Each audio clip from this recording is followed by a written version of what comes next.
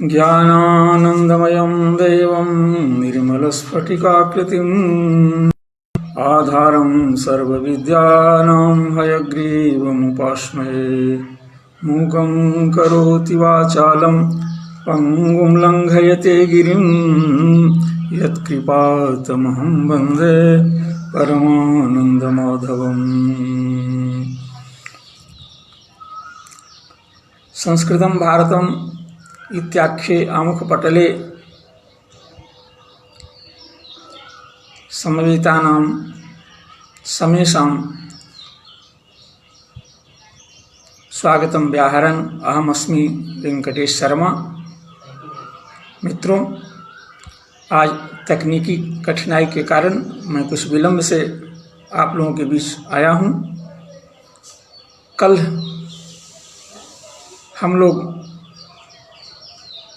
द्वितीया विभक्ति पर्यंत वैयाकरण सिद्धांत कौमुदी के कारक प्रकरण के सूत्रों का स्वाध्याय कर रहे थे। द्वितीया विभक्ति पूर्ण हो चुकी थी। साथ ही तृतीया विभक्ति के उपक्रम में स्वतंत्र कर्ता इस सूत्र को हम लोग पढ़ चुके हैं, स्वाध्याय कर चुके हैं। आज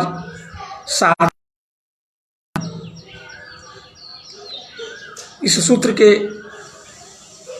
को विषय बनाकर हम लोगों का स्वाध्याय प्रवृत्त होगा।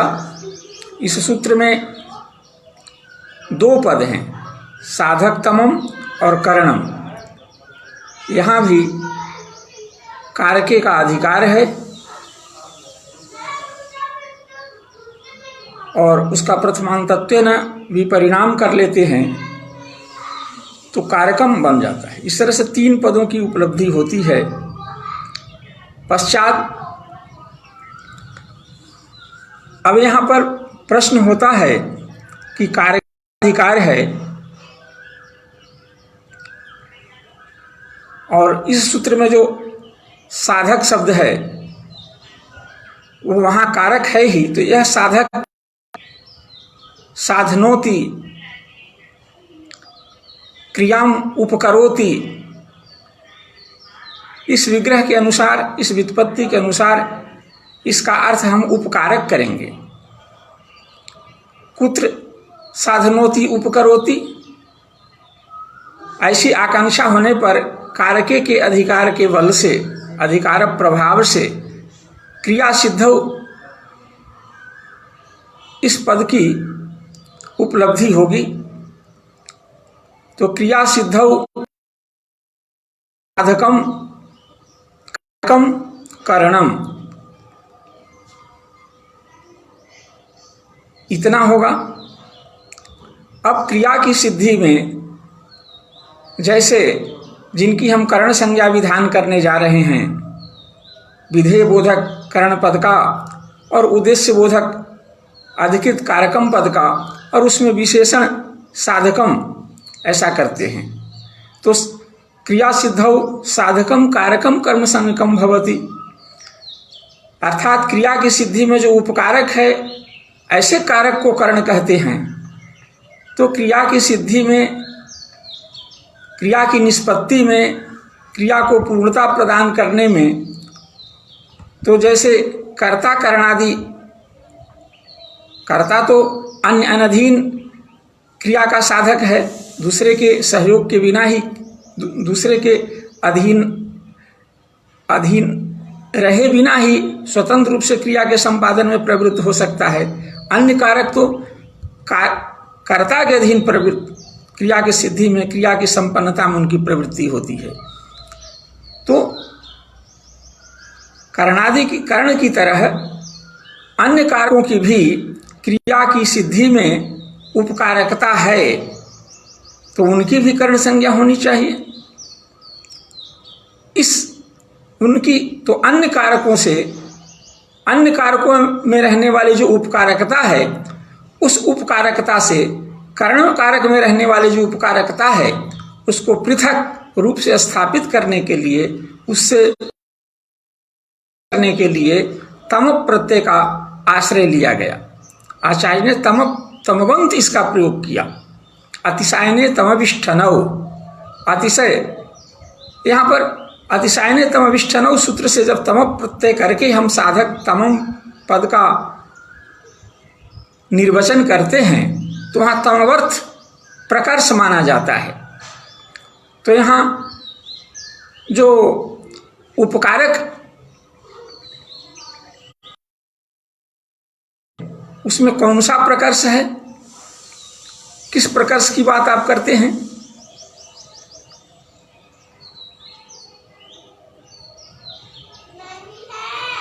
तो इस प्रश्न का समाधान हम देर के बाद करेंगे। पहले ये जो पद हमें उपलब्ध हुए हैं, क्रिया सिद्धौ कारकम के अधिकार के प्रभाव से प्राप्त पद क्रिया सिद्धौ, साधक तमम, कारकम का अधिकार, करणम विधेय बोधक पद, अधिकृत पद जो कारक है वो उद्देश्य है, और करणम विधेय पदों के आधार पर जो सूत्रार्थ यानी वृत्ति वाक्य बना है, जिसका उल्लेख भट्टोजी दीक्षित ने यहाँ किया है, क्रिया सिद्धौ प्रकृष्टोपकारकम कारकम करण संज्ञकम भवति।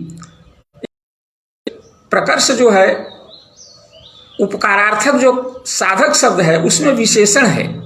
यह प्रकर्ष क्या है, इस प्रकर्ष पर विचार करना हम लोगों के लिए आवश्यक है। तो यह प्रकर्ष है कि यद व्यापारानंतरम क्रिया निष्पत्ति ही, सब यद व्यापारानंतरम क्रिया निष्पत्ति ही सब प्रकर्षः, ये प्रकर्ष का यह स्वरूप है। अर्थात जिस व्यापार के क्रिया के होने के अव्यवहित उत्तर क्षण में शीघ्र ही क्रिया की निष्पत्ति हो जाती हो, क्रिया पूर्णता को प्राप्त कर जाता हो, ऐसे उपकारक निष्ठ व्यापार को हम, व्यापार ही यहाँ पर प्रकर्ष पद से वांछित है। तदनुसार सूत्र का, संपूर्ण सूत्र का अर्थ होगा, यानी क्रिया सिद्धो प्रकृष्टोपकारकम कारकम करण संज्ञकम भवति, इसका निहितार्थ होगा कि कर्तृव्यापाराधीन यद व्यापारा व्यवहिता सद्य क्रिया निष्पत्ति ही सब व्यापार प्रकर्षः, और तादृश प्रकर्षः यस्मिन् उपकारके कारके तिष्ठति तस्या क्रियायाः निष्पत्तौ तस्य करणत्वं करण संज्ञा भवति। ये वृत्ति वाक्यार्थ का सूत्रार्थ यानी वृत्ति वाक्यार्थ का ये निष्कृष्ट अर्थ हुआ कि के कर्ता के व्यापार के अधीन जिस व्यापार के शीघ्र क्रिया की निष्पत्ति हो जाती है, उस क्रिया की निष्पत्ति में ऐसे कारक की जिसके व्यापार के पूर्णता के अनंतर क्रिया की निष्पत्ति हो जाती है, करण संज्ञा होती है। यह अर्थ साधक तमम पद का हुआ। तो साधक तमम करणम, उदाहरण के रूप में हम ले लें असिना हंति। अब रामः अर्थात कश्चन कर्ता असिना शत्रुम हंति। तो असि में जो व्यापार है, हननक क्रिया रूप जो व्यापार है, हननात्मक जो व्यापार है, अर्थात हननक क्रिया में जो उसकी जो उपकारकता है असी में, और उस उपकारकता, उस उपकारक में जो व्यापार है वो अपनी तीक्ष्ण ढाल के द्वारा जो कर्म है उसके हनन में प्रवृत्ति रूप, तो उस व्यापार के अनंतर शीघ्र ही शत्रु का हनन हो जाता है। इसलिए वो व्यापार कर्ता के अधीन है। कर्ता असी को अपने हाथ में लेता है और शत्रु के ऊपर उसका प्रहार करता है, और असी में इतनी तीक्ष्णता है कि वो शत्रु के अंगों, गला आदि अंगों में शीघ्र ही प्रविष्ट होकर के उसका हनन करता है।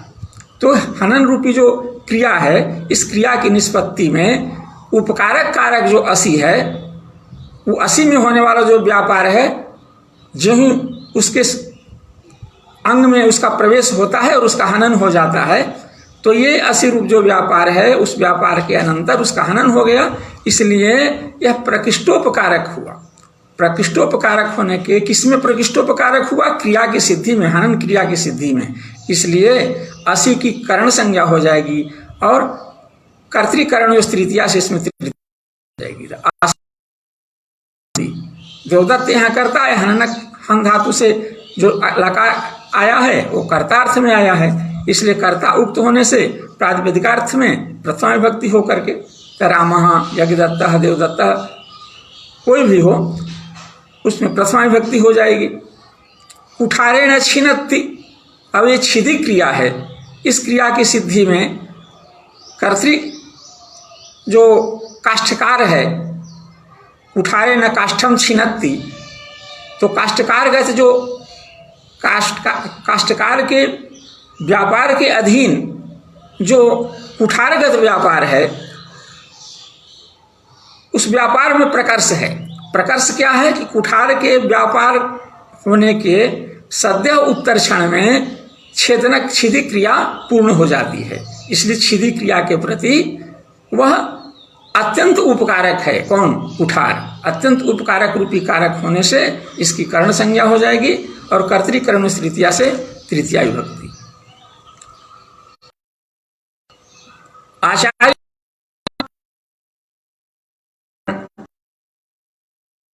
अब यहां प्रश्न हो, तमोपग्रहण का ये जो अर्थ है, जिस अर्थ की बात हम कर रहे हैं कि जिस व्यापार के अनंतर अव्यवहित उत्तर क्षण में शीघ्र ही क्रिया की निष्पत्ति हो जाती है, ऐसे कारक को हम,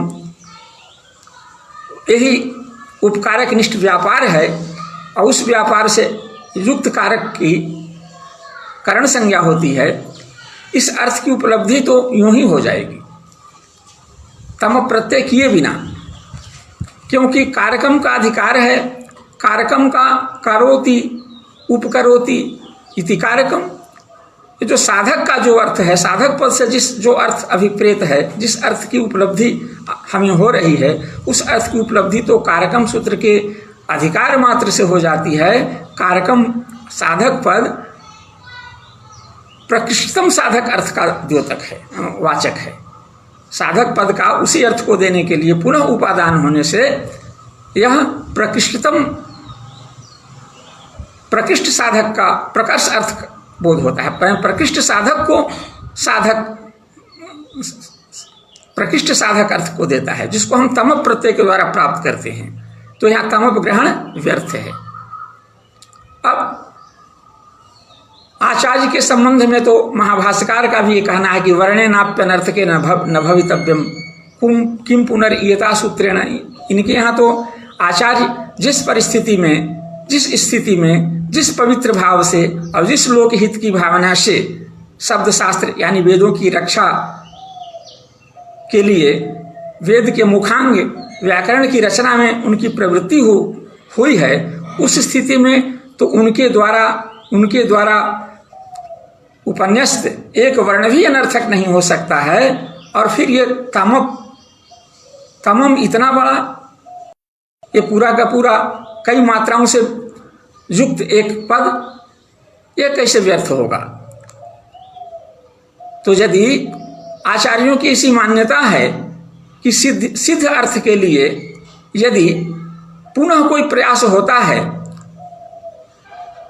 जो अर्थ पहले से सिद्ध है, यानी साधकतम अर्थ की प्रतीति साधक पद से ही हो रही है, और पुनः उस साधकतम अर्थ की प्रतीति के लिए यदि तम प्रत्यय किया जाए तो वह तम प्रत्यय किसी विशेष लक्ष्य की प्राप्ति की ओर संकेत कर रहा है। क्यों कि आचार्य एक वर्ण भी आचार्य के द्वारा उपन्यस्त एक वर्ण भी इसमें अनर्थक नहीं है, फिर इतना बड़ा वर्ण समुदाय अनर्थक कैसे होगा? तो वह व्यर्थ नहीं है, अपितु ज्ञापक है। कैसे ज्ञापक है? क्या ज्ञापन करता है? तो कहा कि यह ज्ञापन करता है कि इस कारक प्रकरण में, अस्मिन् कारके प्रकरणे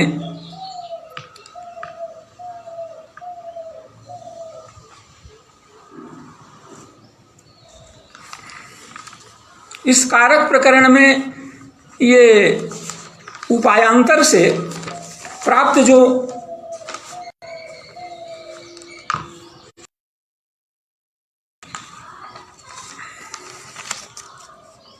अस्मिन् कारके प्रकरणे शब्द सामर्थ्य गम्यम, ये शब्द के सामर्थ्य से, साधकम पद के प्रयोग के सामर्थ्य से हम साधक तमम अर्थ को प्राप्त करते हैं। तो इस कारक प्रकरण में शब्द सामर्थ्य से गम्य जो प्रकर्ष है वह अंगीकार है। अस्मिन् कारके प्रकरणे शब्द सामर्थ्य गम्य प्रकर्षः नांगीकर्तव्यः, ये तमोपग्रहण व्यर्थ पढ़ करके ज्ञापन करता है। क्यों?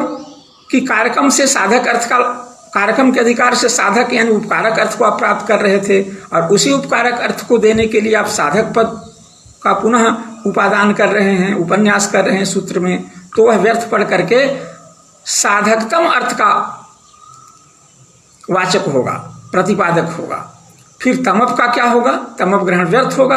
व्यर्थ होकर के तमप ग्रहण यह ज्ञापन करेगा कि इस कारक प्रकरण में शब्द के सामर्थ्य से साधक तमम, साधकम यह जो शब्द है, पद है, इसके सामर्थ्य से प्राप्त, क्योंकि व्यर्थ हो रहा था फिर भी उपन्यास किया गया, तो व्यर्थ होकर के यह एक किसी विशिष्ट अर्थ को देगा। वह विशिष्ट अर्थ क्या है? साधकतम अर्थ है। तो वह शब्द सामर्थ्य से गम्य जो प्रकर्ष रूपी जो अर्थ है, उस अर्थ का यहाँ पर, वह अर्थ यहाँ मान्य नहीं है। अस्मिन् कारके प्रकरणे शब्द सामर्थ्य गम्य प्रकर्ष नांगीकर्तव्य है। अब ये ज्ञापक है, हमारे आचार्यों ने ज्ञापक के रूप में स्वीकार किया है। जो ज्ञापक ज्ञापन करता है वहां उसकी चरितार्थता हो और उसका फल कहीं ज्ञापकंच तदेव वरम स्वांसे चारितार्थ्यम फलम अन्यत्र। तो इसका हम परीक्षण करेंगे कि ये ज्ञापन जो हो रहा है इस तमप के द्वारा, वह ज्ञापन कहाँ तक उपयुक्त है, इसका क्या औचित्य है। यदि इस परीक्षण में वह सही पाया जाए, ज्ञापन के रूप में स्वीकार्य होगा, इसके आधार पर हम विचार करेंगे, अन्यथा नहीं। तो स्वांश में चारितार्थ्य होना चाहिए। अब यहाँ शब्द सामर्थ्य गम्य प्रकर्ष लिया नहीं जाएगा, साधक केवल उपकारक मात्र, साधक पद केवल उपकारक मात्र को अर्थ को ही देगा, क्योंकि ये कारक प्रकरण में कारक प्रदेश है। इस सूत्र के लिए इस कारक प्रदेश में शब्द सामर्थ्य गम्य जो प्रकर्ष अर्थ है वह मान्य नहीं है। तो साधक से साधकतम अर्थ यानी प्रकर्ष, उपकारकगत प्रकर्ष का बोध होगा नहीं होगा, सामान्य केवल होगा। और हमें अत्यंत उपकारक, सर्वाधिक उपकारक, तो ऐसे अर्थ देने के लिए तो तमप ग्रहण यहाँ अनिवार्य हो जाएगा। हमें यही अर्थ अभिप्रेत भी है, क्योंकि सामान्य उपकारकता तो अन्य कारकों में भी है।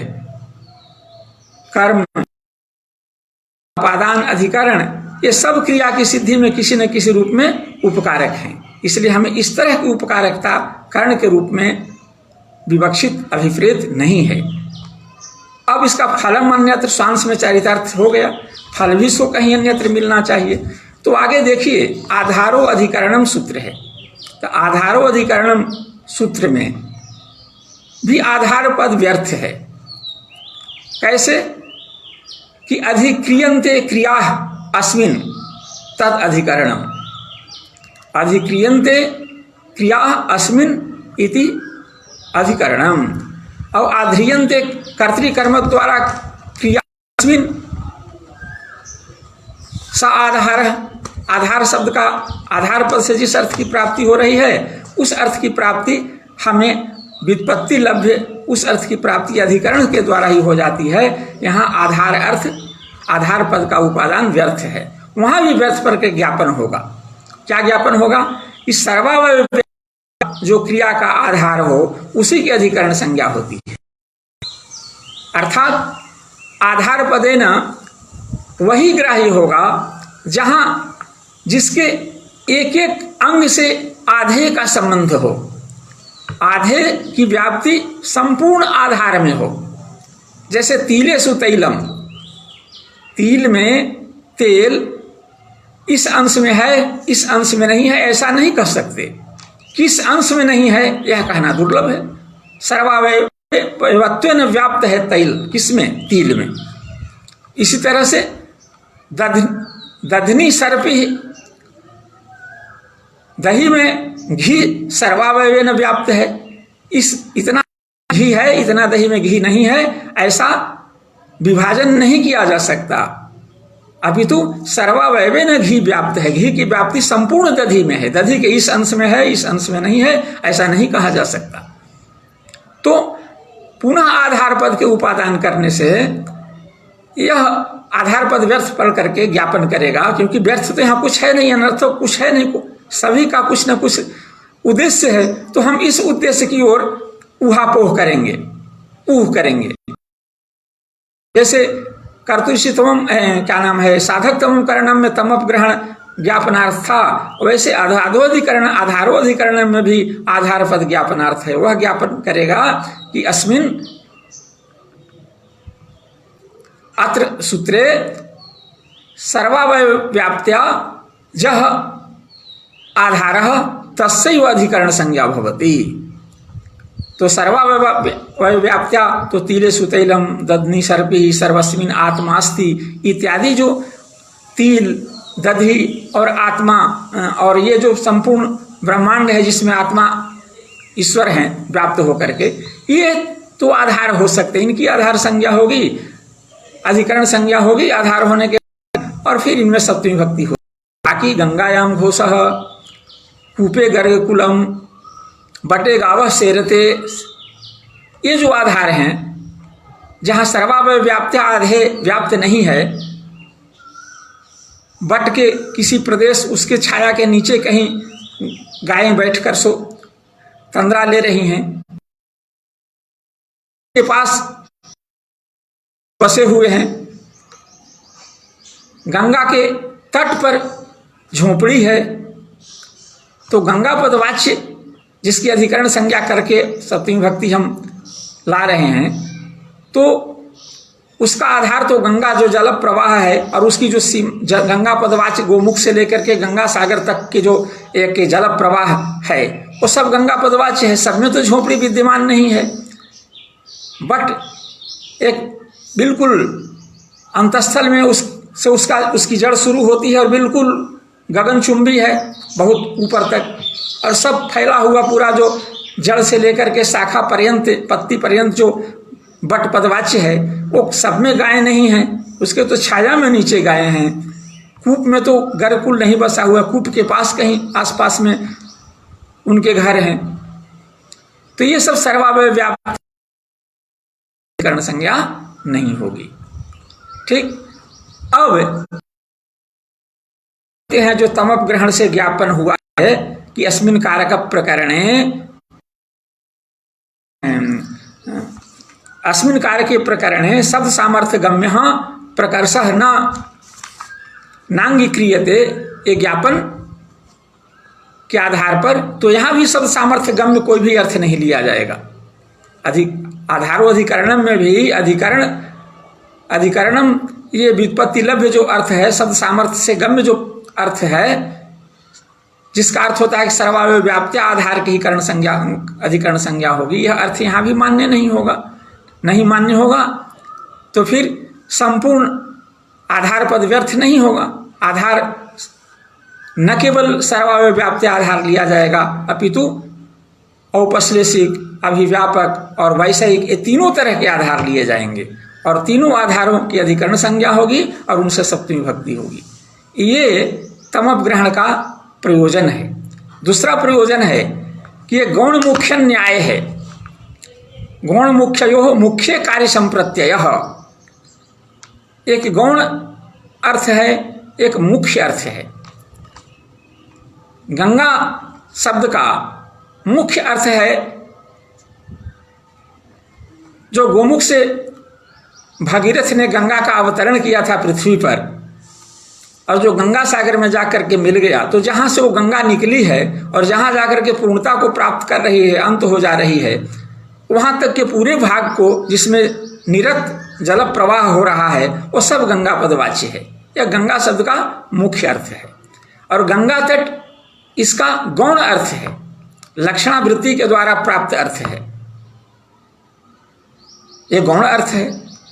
तो गौण मुख्य जो मुख्य कार्य संप्रत्यय, यह न्याय जो है वो केवल कर्तुरिषितम साधकतमम करणम नहीं, कारके सूत्र में ही केवल है, क्योंकि कारक सूत्र ये महती संज्ञा है, अन्वर्थ संज्ञा है।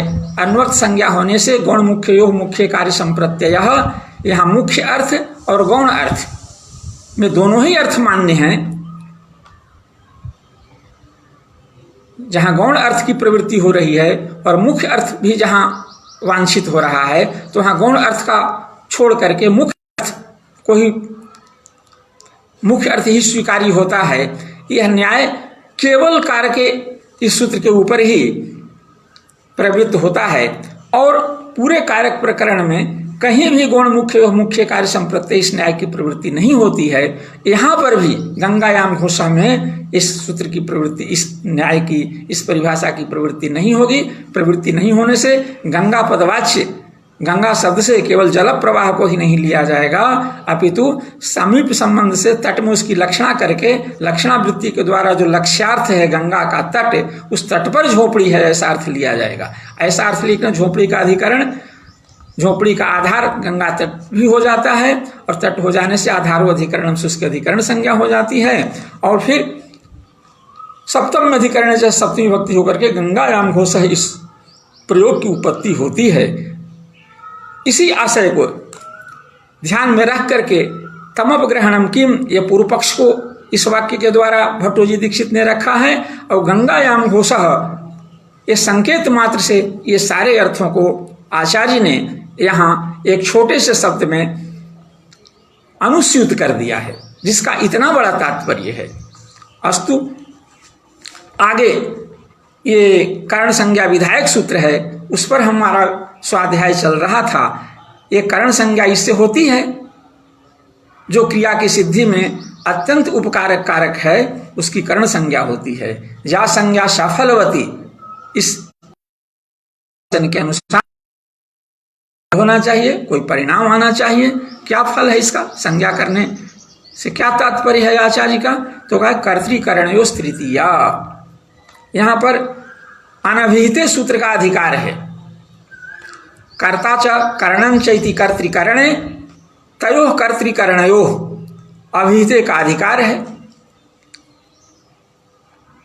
अब ये कर्तृकरण में विशेषण है, एक में विशेषण नहीं हो सकता। पदार्थ पदार्थे नान्वेति न तो पदार्थ के देशे न, एक अनभिहित पदार्थ आया है, उसका कर्तृकरण समुदाय रूप जो एक पदार्थ है उसमें हमको अन्वय करना है। तो केवल कर्तृ पदार्थ में अन्वय नहीं कर सकते, केवल कर्ण में भी अन्वय नहीं कर सकते, इसलिए दोनों कर्तृकरण ये समुदाय में करेंगे। फिर अलग होकर के भी अन्वय होगा, क्योंकि वहां द्वंद्व समास है, और द्वंद्व समास के पूर्व में पठित है, विशेषण के रूप में आया है अनभिहित, तो द्वंद्वान्ते श्रीमाणम पदमांत पद यहाँ पूर्व समीपवाचक यहाँ लिया जाएगा प्रकृत स्थल में। तो द्वंद्व समास के पूर्व समीप में पठित जो अनभिहित पद है, और द्वंद्व समास में समस्यमान प्रत्येक पदों के साथ, प्रत्येक पदार्थों के साथ, यानी कर्ता और कर्ण दोनों में उसका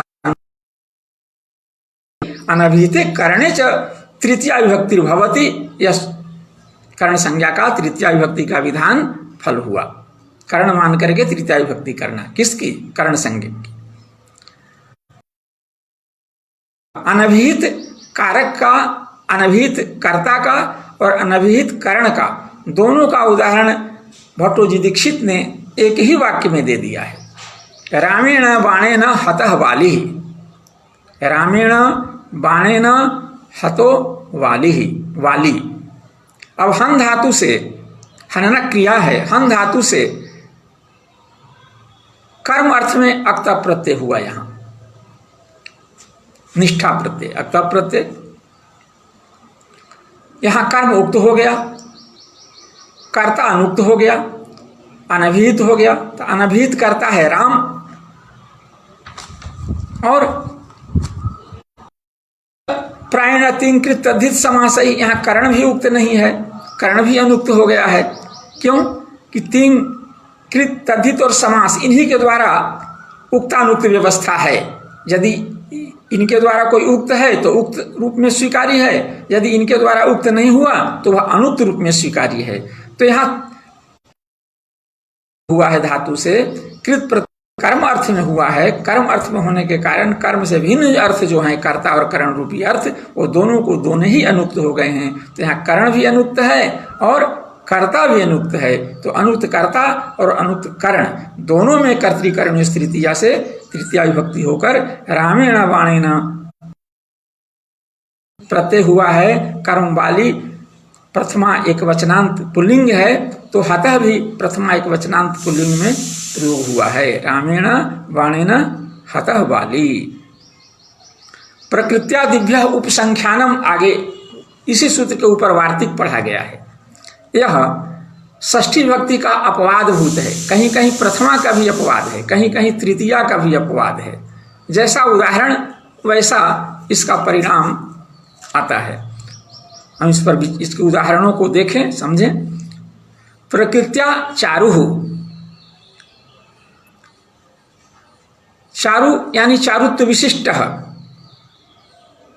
सौंदर्य, चारुत्व सौंदर्य को कहते हैं। तो सौंदर्य विशिष्ट कैसे चारु है भाई? तो प्रकृति संबंधी चारुत्व है इसमें, प्रकृति संबंधी चारुत्व विशिष्टो यम जनः। इसमें जो सुंदरता है वो इसकी प्रकृति के कारण है, इसकी प्रकृति इसमें सुंदरता लाती है। बोध इसकी प्रकृति से संबंधित है। तो संबंध की विवक्षा थी, संबंध में षष्ठी विभक्ति होनी चाहिए थी, उस षष्ठी विभक्ति को बाध करके प्रकृत्या दिव्य उपसंख्यानम से तृतीया विभक्ति हो गई। तो प्रकृति शब्द के तृतीया के वो एक वचन में रूप है प्रकृत्या चारु। अब इसमें स्वाभाविक सुंदरता भी हो सकती है अलंकरणादि के बिना, जहां स्वभाव ही अलंकरणादि से रहित उसकी प्रकृति ही उसके चारुत्व का उपकारक है।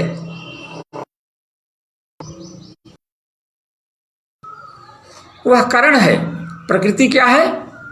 उसमें जो सुंदरता का आधान है, आधानक क्रिया, उसके प्रति वह करण है। करण में, करण अर्थ में ही तृतीया विभक्ति हो जाती। कर्तृकरण तृतीया से वहां करण में हम तृतीया, ये विवक्षा के अधीन है। विवक्षाधीनानि कारकाणि भवन्ति। कारक विवक्षा के हम जिस रूप में विवक्षा करेंगे वैसी होगी।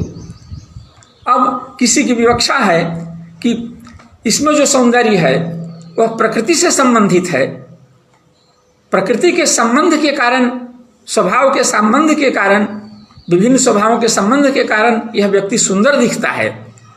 और किसी की विवक्षा है कि अलंकरणादि के अभाव में भी इसकी प्रकृति ही इसमें सौंदर्य के आधान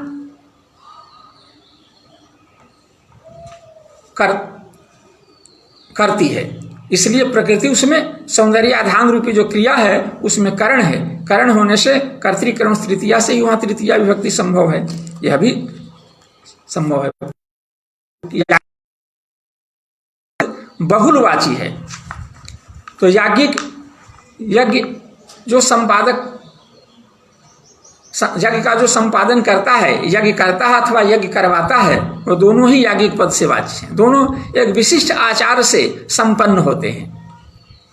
हमारी आपकी अपेक्षा उनमें आचार्य, जो धर्मशास्त्र विहित जो आचार हैं उनकी बहुलता होती है। तो आचार की जो बहुलता, आचार संबंधी जो बहुलता है वो उनमें होने वाला जो आगिकत्व है उसका प्रतिपादक है। वो आचार संबंधी बहुलता के आधार पर हम उनको याज्ञिक मान लेते हैं। बिल्कुल बहुत प्रातः स्नान कर लेते हैं, पहनते हैं, चंदनादि से विभूषित रहते हैं, संध्या नियत काल से संध्यादि कार्य कर लेते हैं। इस तरह से बहुत सारे आचार व्यक्तित्व में है, उनके जीवन में है कि बहुलता के कारण हम उनको याज्ञिक निश्चित रूप से यज्ञ से संबंधित मान लेते हैं, क्योंकि यज्ञ से संबंधित जो व्यक्ति होता है वही इतना नियम से सारे आचार्यों से निरंतर जुड़ा रहता है। तो यज्ञ संबंधी बहुलाचार संबंधी जो याज्ञिकत्व है, तादृश याज्ञिकत्व से संबद्ध यह व्यक्ति है, यह बोध होता है। तो यहाँ पर प्रायण, प्राय शब्द ये जो प्रकृत्यादि गण है, प्रकृत्यादि एक गण है, समुदाय है, इसको हम सबका पाठ उसमें नहीं है, बहुत कम शब्दों का ही प्रकृत्यादि गण में पाठ है। प्रकृत्यादि गण में पाठ के परिणाम स्वरूप जो कार्य पदों में देखे जाते हैं वैसे कार्यों को देख करके हम अन्य किसी शब्द को भी प्रकृत्यादि गण में पठित मान सकते हैं, क्योंकि आकृति गण का व्युत्पत्ति लभ्य अर्थ यही है। आकृत्या गण्यते बुध्यते असौ आकृति गण। आकृति माने शास्त्र के प्रयोग रूप जो व्यवहार है, उस व्यवहार से प्राप्त जो उसका जो स्वरूप है, आकृति है, उसी से हम मान लेते हैं कि ये आकृति गण है। अब प्रायण याज्ञिका में हम तृतीया विभक्ति देखते हैं, तृतीया विभक्ति विधायक कोई और सूत्र वहां दिख नहीं रहा है, तो हम प्रकृत्यादि गण में पाठ मानकर और उससे प्रकृत्यादि संख्यानम से तृतीया विभक्ति कर लेते हैं, प्रायण याज्ञिकः। इसी तरह से यहाँ पर संबंध क्या है, प्राय में और याज्ञिक में संबंध है ज्ञाप्य ज्ञापक भाव संबंध है। आचार का बाहुल्य जो है वह ज्ञापक है और याज्ञिकत्व जो है ज्ञाप्य है। ये ज्ञाप्य ज्ञापक भाव संबंध ही यहाँ पर जो तृतीया विभक्ति आएगी उसका अर्थ हुआ। यहाँ षष्ठी प्राप्त थी, वो षष्ठी को बात करके कहा कि ये तो इत्थम भूत लक्षणे से यहाँ तृतीया विभक्ति हो सकती है। इत्थम भूत लक्षणे, इत्थम अनेन अयम प्रकारः इत्थम, इत्थम भूतः इस तरह के प्रकार को जो प्राप्त कर लिया वह इत्थम भूत है। वह इत्थम भूत का जो लक्षण है, जो ज्ञापक है, वह ज्ञापक रहने पर तृतीया विभक्ति होती है। लक्ष्यते ज्ञाप्यते अनेन इति लक्षणम ज्ञापकम। तो इत्थम भूत लक्षणे प्रकार विशेष को प्राप्त जो कोई व्यक्ति उस पदार्थ का ज्ञापन करने वाला अर्थ यदि वहां विद्यमान है तो उस अर्थ में इत्थम भूत लक्षण से वहां तृतीया विभक्ति हो जाएगी। तो यहां भी बहुलाचार रूपी जो प्रकार विशेष है, उस प्रकार विशेष को प्राप्त कर लिया है किसने, जो व्यक्ति ने, ठीक ना। तो वो बहुलाचार रूपी प्रकार विशेष का जो ज्ञापक है, उस ज्ञापक अर्थ में तृतीया विभक्ति होती है। तो यहां पर भी वही संपन्न बहुत जो आचार है धर्म शास्त्र से निरूपित, उन आचार्यों से संपन्न जो व्यक्ति है, वो व्यक्ति के लिए यहाँ पर प्रायण याज्ञिकः पद का प्रयोग होता है। यहाँ बहुलाचार ज्ञापक है और उससे ज्ञाप्य है याज्ञिकत्व। तो ज्ञाप्य ज्ञापक भाव संबंध यहाँ है और उस संबंध में के लिए यहाँ इत्थम भूताख्याने से तृतीया विभक्ति होती है। आगे है गोत्रेण गार्ग्यः, गोत्रम अस्य गार्ग्यः इत्यर्थः। किसी व्यक्ति का गोत्र गार्ग्य है, गार्ग्य गोत्रीय कोई ब्राह्मण है, उस ब्राह्मण के लिए इस वाक्य का प्रयोग हुआ है गोत्रेण गार्ग्यः, अर्थात अस्य जनः गार्ग्य गोत्र अस्ति, इस पुरुष का, इस व्यक्ति का गोत्र गार्ग्य है। तो गोत्र और गार्ग्य दोनों समविभक्तिक हैं, दोनों समानाधिकरण पद हैं। गार्ग्य जिस अर्थ को बता रहा है उसी अर्थ को गोत्र भी बतला रहा है। दोनों समानार्थक हैं, समान विभक्तिक इनको होना चाहिए। तो यहाँ दोनों में प्रथमा विभक्ति होनी चाहिए। तो यहाँ प्रथमार्थ में तृतीया विभक्ति है, प्रथमा विभक्ति प्राप्त थी, लेकिन प्रकृत्यादि गण में इसको पाठ मान करके प्रकृत्यादिभ्य उपसंख्यानम से हम तृतीया विभक्ति कर देते हैं। वस्तुतः गार्ग्य गोत्र, गार्ग्य इसका गोत्र है। अस्य जनस्य गार्ग्य गोत्र, ऐसा है।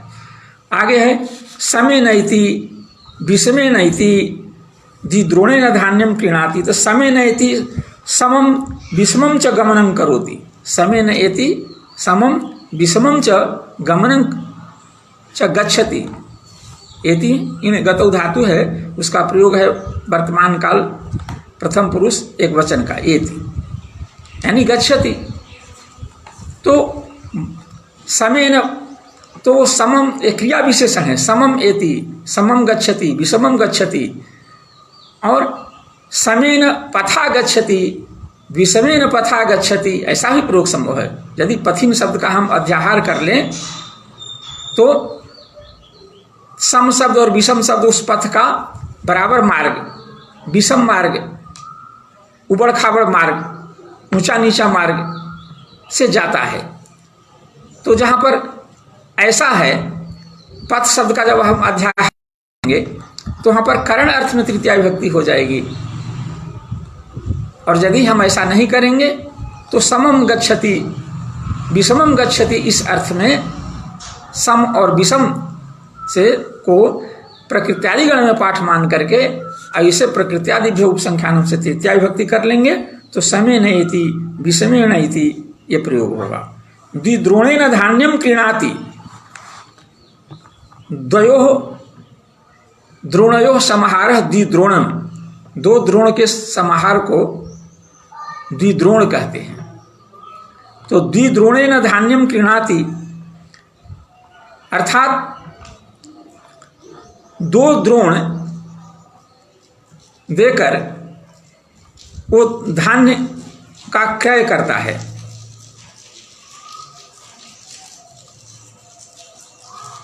यहां पर द्विद्रोण संबंधी धान्यम ऐसा अर्थ अभिप्रेत था। द्विद्रोण संबंधी धान्यम, ये जो धान्य का जो है वो द्विद्रोण से संबंधित है। तो यह संबंध अर्थ में षष्ठी विभक्ति प्राप्त थी, उसको बाध करके यहाँ पर तृतीया विभक्ति हो गई प्रकृत्यादि गण में पाठ मान करके। और द्विद्रोण परिमितम हिरण्यम द्विद्रोणम, द्विद्रोण का एक अर्थ और भी टीकाकार करते हैं कि द्विद्रोण परिमित जो धान्य है, अन्न है, उस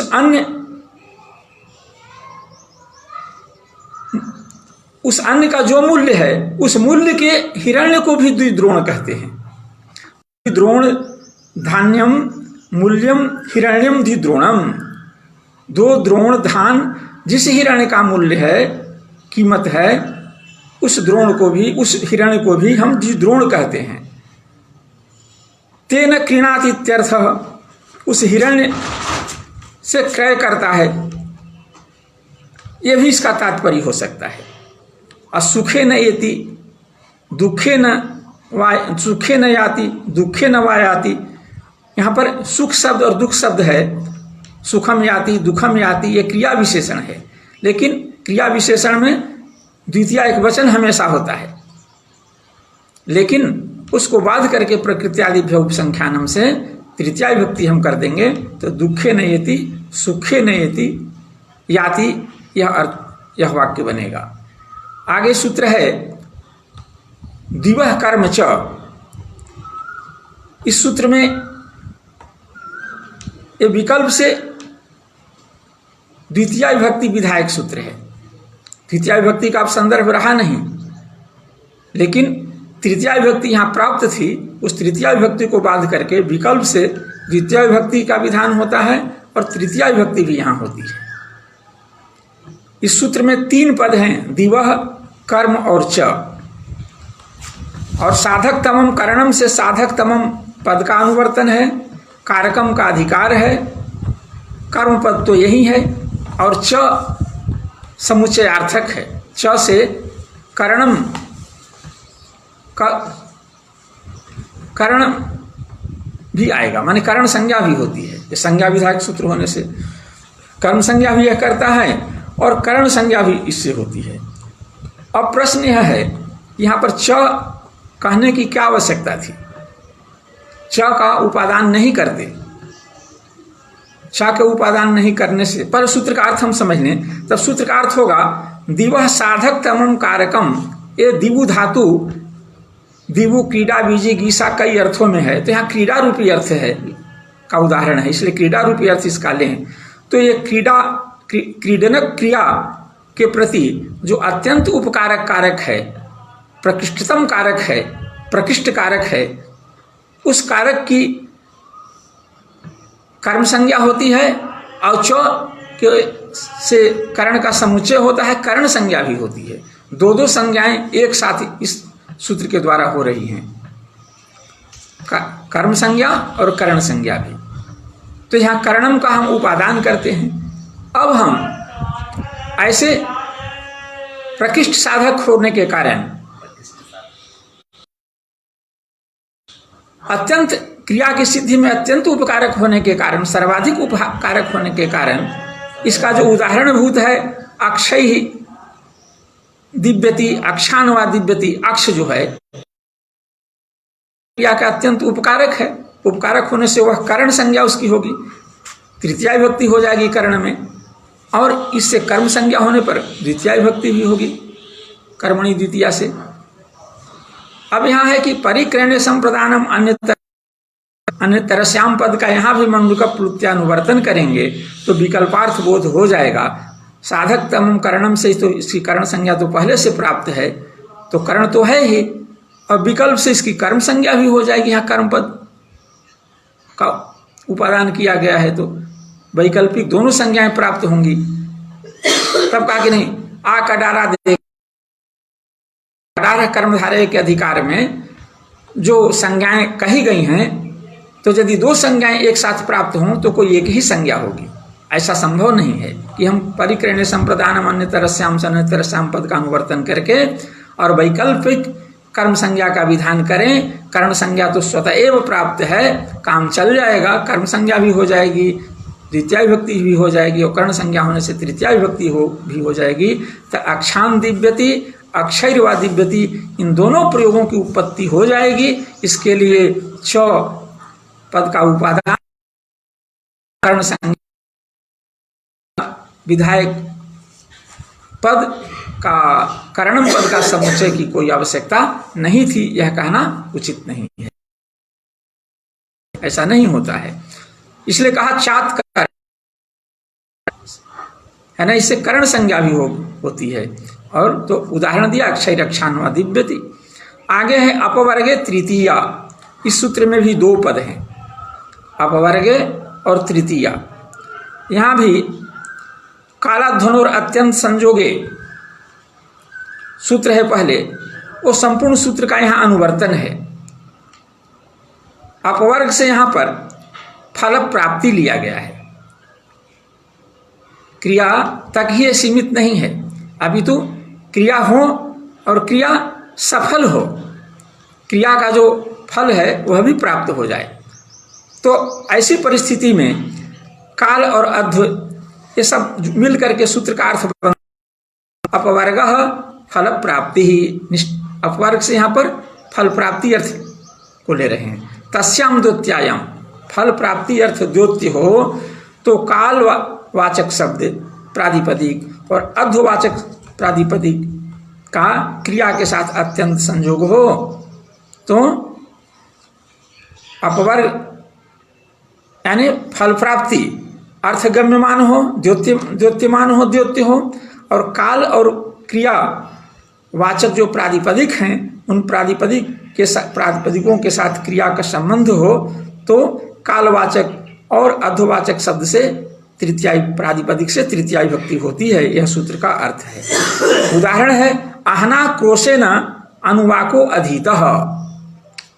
अनुवाकः अधीतः, अनुवाक है अधिपूर्वक इंग धातु से कर्म प्रत्यय तब प्रत्यय हुआ है और अनुवाकः प्रथमा एक वचनांत होने से और वही कर्म है, उसके ठीक समानाधिकरण समान विभक्ति के अधीतः पद बना है। अनुवाकः अधीतः। अनुवाक से वेदों में कुछ मंत्रों के समूह के लिए कतिपय ऐसे मंत्र समूह हैं जिनके लिए अनुवाक शब्द का व्यवहार होता है। तो कोई व्यक्ति, कोई ब्रह्मचारी पूरा दिन अनुवाक का अध्ययन किया, अध्ययन क्रिया के साथ उसका निरंतर रहा, अध्ययन करते रहा अविच्छिन्न रूप से, तो उतना ही तक सीमित नहीं रहा, वो अनुवाक उसे याद भी हो गया। जब अध्ययन के का जो परिणाम है अनुवाक का ज्ञान हो जाना, पक्ष में हमेशा के लिए उसका आरूढ़ हो जाना, ऐसा जो फल है, इसी उद्देश्य से, जिस उद्देश्य से कोई आदमी कर्म करता है और उद्देश्य की पूर्ति हो जाती है तो हम उस क्रिया करता है और उसकी पूर्ति हो जाती है तो हम उस क्रिया को फल सफल क्रिया मानते हैं, यानी क्रिया के फल की प्राप्ति वहां पर हो गई है। फल की प्राप्ति अर्थ यहाँ गम्यमान है। तो और क्रिया के साथ अधिकरण के रूप में कौन प्राप्त? आहन है। आहन के साथ क्रिया का निरंतर संयोग है। तो काल में वो अध्ययन करता है तो उसका अधिकरण है काल। सप्तमी भक्ति प्राप्त थी, सप्तमी को बाध करके यहाँ तृतीय भक्ति हो गई। आहना अनुवाकः अधीतः। तो यहाँ अपवर्ग यानी फल प्राप्ति, क्रिया के फल की प्राप्ति अर्थगम्यमान है और मार्ग कालवाचक शब्द के साथ क्रिया का निरंतर संयोग है, इसलिए कालवाचक शब्द से तृतीय विभक्ति हो गई। तो आहना अनुवाकः अधीतः ऐसा प्रयोग हुआ। अब यहाँ अपवर्गः कहा गया है। कहा कि अपवर्गे पद को का उपादान हम नहीं करेंगे, हम केवल तृतीया कहेंगे और काराध्वन और अत्यंत संयोगे का अनुवर्तन होगा। तब सूत्र का अर्थ होगा कि काल और अध्ववाचक के साथ और अध्व के साथ यदि क्रिया का अत्यंत संयोग हो तो काल और अध्ववाचक प्रातिपदिक से तृतीया विभक्ति होती है। इस अर्थ का को देने वाला मात्र तृतीया, ऐसा ही सूत्र के स्वरूप को स्वीकार करेंगे। अपवर्गे पद का हम उसमें उपादान नहीं करेंगे। क्या क्षति होगी भाई? कहा कि माशम अधीतः नायातः, नायातः। इसमें उस उदाहरण में क्रोशेन भी लगा हुआ था, एक साथ दोनों उदाहरण उन्होंने दे दिया। आहना अनुवाकः अधीतः, क्रोशेन अनुवाकः अधीतः। कोई व्यक्ति को एक कोश जाना था और जाते जाते वह अनुवाक का अध्ययन भी कर रहा था, अध्ययन कर लिया एक कोश जाते जाते। तो केवल अध्ययन ही नहीं किया, अपितु जिस लक्ष्य से वह अध्ययन कर रहा था उस लक्ष्य की प्राप्ति भी हो गई।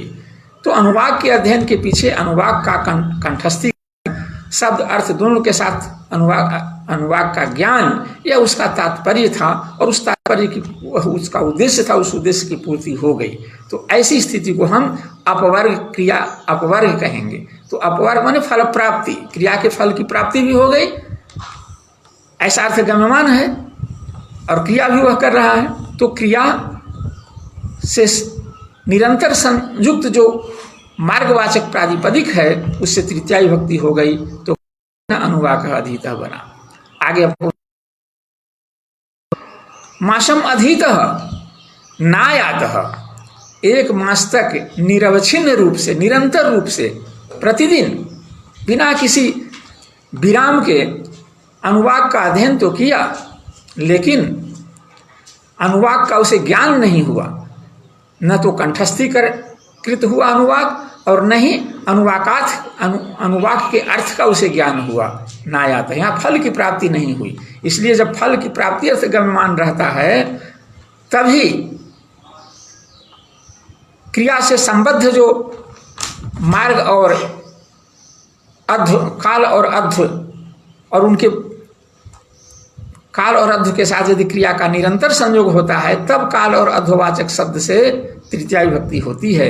यहाँ निरंतर संयोग तो है लेकिन फल प्राप्ति नहीं है, इसलिए तृतीया विभक्ति नहीं हुई, अपितु कालाध्वन और अपितु द्वितीया विभक्ति हो जाएगी।